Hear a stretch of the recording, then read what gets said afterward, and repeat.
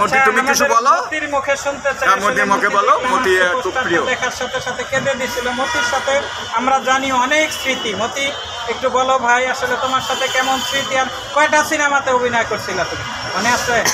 আমি সিনেমায় একটাই অভিনয় করছি, কিন্তু 27টার ভিতরে মানে 15টার বেশি আমি ছবির কাজ করছি একসাথে। আর আউটডোরে গেলেই আমি মনে করেন আশা ভালোবাসার টাইমে আমি গেলাম তার রুমে ছিলাম, ওই বান্দরবন রাঙ্গামাটি আমরা যে থাকতো তার অ্যাসিস্ট্যান্ট না, তো সবসময় থাকতো। আমি অ্যাসিস্ট্যান্ট না, মানে আমি প্রোডাকশনে কাজ করতাম, সেক্ষেত্রে আমাকে খুব ভালোবাসতো। তার রুমে ছিলাম, তার রুমে ছিলাম, সে আমার গুছু করাই দিত। আমি এখনও তো যেমন দেখেন না, তখনও বলতো তুই নোংরা থাকসকে, নিজের হাতে গুছু করাই দিত, তার হাতে খাইতাম। আমি বললাম বেশিরভাগ করলাম সালমান ভাইয়ের খাবারটাই খাইতাম, এই যে বাড়িতে খাবার চাইত তার খাবার। আর উস্তাদের কথা যেটা বলতেছে, উস্তাদ করলাম ফাইট শিখাইছে, এটা ঠিক আছে।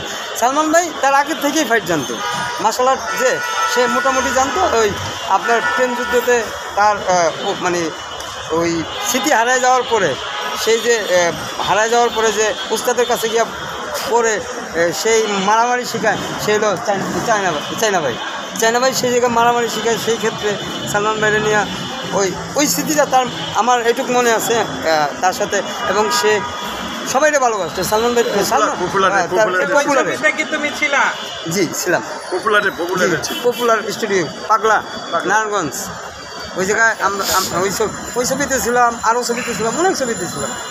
আল্লাহর রহমতে আমি আমার সবাই এখনও ভালোবাসে, সবাই আদর করে আছে, সবাই শাবানা ম্যাডাম সবাই আদর করছে, কিন্তু ব্যক্তিগত সালমান ভাই অন্যভাবে আদর করছে আমারে। মানে আমি তার ছোটো ভাই হোক আর প্রোডাকশন বয় হোক, আমাকে ইউরোপ প্রোডাকশন বয় হিসাবে দেখে নাই, তার ছোটো ভাই হিসাবেই দেখছে। আমি ছোটো ছিলাম, তার পাশে থাকতাম সব সময়, যেই গিয়ে আমি থাকতে হয়েছে, কাজ হালায় থুয়ে হইলো আমি তার পাশে থাকতাম। এটা হইলো আমার সবচেয়ে সৌভাগ্য, তার খাবার খাইছে, এটাই সৌভাগ্য তার। ধন্যবাদ মতিকে। আমি একটু হীরা ভাইয়ের কাছে শুনতে চাই, যখন আমাদের এই অমর নায়ক সালমান শাহ ফিল্ম দাপিয়ে বেরিয়েছে, প্রচুর সিনেমা হিট দিচ্ছিল, তখন আপনি আসলে কোথায় ছিলেন? আমি তখন ক্লাস 7-এ পড়ি, 1996 সালে 7-এ পড়ি। তখন আমি গ্রামেই থাকতাম, ঢাকায় আসি নাই। আমি সিনেমা দেখে তার ভক্ত হয়েছি। কেমত যখন রিলিজ হয়েছে তখন আমি ক্লাস 5-এ পড়ি। জি এই দিচ্ছি আর এই যে আমরা আসছি দিচ্ছি মুরব্বী, আমরা দিচ্ছি একটু মারবো, আমি দোকান বন্ধ করতেছি, আমি নিয়ে আসছি, আমি দোকান বন্ধ করতেছি। আচ্ছা মুরব্বী, থ্যাংক ইউ। আচ্ছা আমি কেটে দিচ্ছি। হ্যাঁ কেটে দেন। হ্যাঁ হীরা ভাই যা বলতেছিলেন, তখন আপনি ক্লাস 7-এ পড়েন, আপনাকে আসলে তাকে পর্দায় দেখে আপনার এত প্রেম বা তার প্রতি এত ভালোবাসা। জি হ্যাঁ, তারপরে বলেন এখন আপনি মিডিয়াতে আসলে আপনিও কাজ করতেছেন, তাকে আপনি এখন এই স্মরণ রেখেছেন। তারপরে আসলে বলেন মিডিয়ার যাত্রাটা আসলে কবে থেকে? মিডিয়াতে আসা আমার 2010 সাল থেকে। তো আমি এসে আমার একটা সমস্যা হলো, আমি পার্মানেন্ট ঢাকায় থাকি না। 15 বছরের মধ্যে 5 বছরে আমি ঢাকায় থাকি নাই। আপনি জানেন শামীম ভাই, 3 মাস পরে আবার ঈদে কাজ করে গেছিলাম আপনার সে টাকার বউ, শামীম আলমের টাকার বউ নাটকটি করে গিয়েছিলাম সে ঈদের আগে। সে ঈদের 2-3 দিন আগে যে গেলাম, 3 মাস পরে আসলাম। এভাবে কাজের গ্যাপ পড়ে গেছে আমার লাইফে। এই যে 15 বছরে আমি 10 বছরও ঢাকায় থাকি না, 5 বছর এভাবে 2 মাস ঢাকায়, 6 মাস বাড়িতে, 3 মাস ঢাকায়, 10 মাস বাড়িতে। এই জন্য আমার গ্যাপ পড়ে গেছে, যোগাযোগের একটা ব্যবস্থা আছে না। যাই হোক, তারপরেও টুকটাক কাজ করতেছি আপনাদের দোয়ায়, আরও ইনশাল্লাহ করবো। আপনারা সুযোগ দিলে, পরিচালকরা সুযোগ না দিলে শিল্পী কখনো তৈরি হতে পারে না। শামীম আলম ভাই, আপনারা ডিরেক্টর যারা আছেন তারাই শিল্পী গড়ার কারিগর, তারাই সুযোগ করে দিলে ভালো ভালো শিল্পী সামনে আরও তৈরি হবে। তবে সালমান শাহ হবে না, এটা সত্যি, সালমান শাহ আর হবে না।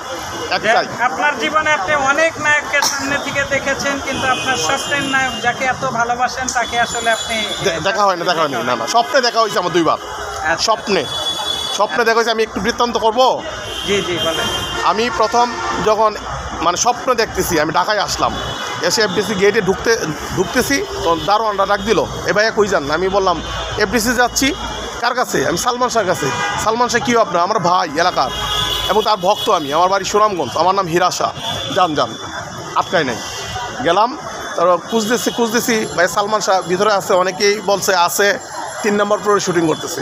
তা আমি 3 নম্বর ফ্লোরে খুঁজে গেলাম।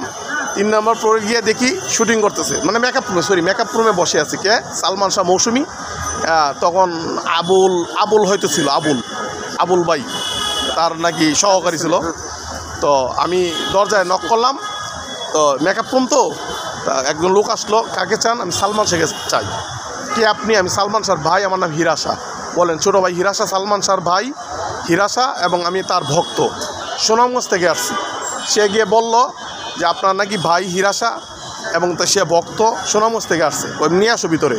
গেলাম, আমি বললাম আমি সালমান শাহ, সালাম করলাম, পায়ে সালাম সে নিয়ে এনে বুকে নিছে। বললাম ভাইয়া আমি সালমান শাহর ভক্ত এবং ছোটো ভাই, আমার নাম হিরাশা। সালমান আবার বলতেছে কী বললো বলো তো, মৌসুমি শুনো কী বলে, আমি সালমান শাহর ভাই এবং তার ভক্ত, আমার নাম হীরা শাহ, বাড়ি সুনামগঞ্জ। তখন সালমান শাহ তার চেয়ারে বসাইছে, এই যে তার চেয়ারটাতে, তার যে একটা হাতওয়ালা চেয়ার ছিল এটাতে বসাইছে। তার বললো আমার সাথে শুটিং করো, দেখো খাওয়া দাওয়া শুধু করে না। আমি না ভাইয়া। আবুলকে 500 টাকা দিল, দিয়া বললো মৌসুমি আমার আর হিরাশার জন্য 3টা বিরিয়ানি নিয়ে আসো কারণ বাজার থেকে। হ্যাঁ বলবা, ওই সবসময় সে বিরিয়ানি খাইতো, যে একটা হোটেল, এই নামটা আমার ঠিক মনে নেই, হ্যাঁ ওইখানে পাঠাইছে। তারপর বিরিয়ানি নিয়ে আসছে, আধা ঘন্টার মধ্যে সে বিরিয়ানি নিয়ে এসে গেছে। আমরা বিরিয়ানি খাইলাম। বিরিয়ানি খাওয়ার একটু আগে আবার প্রোডাকশন ম্যানেজার বলতেছে ভাইয়া দুপুরে খাবার খাবেন না? কয় না আমরা এখন বিরিয়ানি আনাচ্ছি, হিরাশাকে বিরিয়ানি খাবো, আর দুপুরে খাবারটা আমরা পরে খেয়ে নেবো, আবার রেখে দাও। এভাবেই স্বপ্ন দেখলাম তাকে। তারপরে শুটিং শেষ হলো রাত 9টার পরে FDC-তে। তারপর ওনার যে ডানাওয়ালা গাড়ি ছিল, গাড়িতে করে আমাকে এই ইস্কাটন রোডে নিয়ে আসলো, ওনার বাসা যে ইস্কাটন রোড, ইস্কাটন প্লাজা। পরে বললো হিরাশা চলো। না ভাইয়া আমি বাড়িতে যাবো। আর মিয়া কালকে বাদল খন্দকার আসবে আমার সাথে দেখা করতে, তোমাকে নতুন সিনেমায় ঢোকাবো, ডনকে ঢোকাইছি, তোমাকে ঢোকাবো। ভাই আমি ফাইটে জানি না, অভিনয় জানি না, এগুলো আস্তে আস্তে হয়ে যাবে, সমস্যা না, আমরা আছি না, আমি তোমার পাশে থাকলে সবই জানবা। পরে বললো ভাই আমি জোর করতেছি যে আমি যাবো গা খিলকেতে, আমার দাদার বাসায়। ওই আরে তুমি বাসায় চলো তো, যাই না। পরে উনি 500 টাকা বের করে আবুলকে বলল যে আবুল এই 500 টাকা দিলাম, হিরাশাকে একটা CNG ধরে দিয়া তারপর দিয়ে আস। আর হিরাশা CNG 150 টাকা নিবে, বাকি টাকাটা দিয়ে পেট ফুট ভরে খেয়ে যাবা। আর আগামীকাল সকাল 8টার মধ্যে আমার বাসায় আসবা। যদি 8টার মধ্যে বাসায় না আসো তাহলে জীবন আমার সামনে আসবা না। পরে আমি ঠিক 8টার মধ্যে বাসায় আসলাম, এভাবে স্বপ্নটা দেখলাম। তাহলে সালমান শাহ আমাকে স্বপ্নে সহযোগিতা করেছে, মানে আমাকে কাজের সুযোগও দিয়েছে সে, এই জন্য তাকে আরও বেশি ভালোবাসি। জি জি। এরপরেও তো মনে হয় আপনি আরো স্বপ্ন দেখছেন। আরেকবার দেখেছিলেন, আরেকদিন বলবো, আরেকদিন দেখছি, আরেকদিন বলবো। ঠিক আছে, সবাই ভালো থাকবেন। জি, জি। হিরাশার স্বপ্ন নিয়ে আরেকদিন কথা বলবো। সবাই ভালো থাকবেন, ধন্যবাদ সবাইকে। আসসালামু আলাইকুম। ওয়ালাইকুম আসসালাম। আসসালামু আলাইকুম।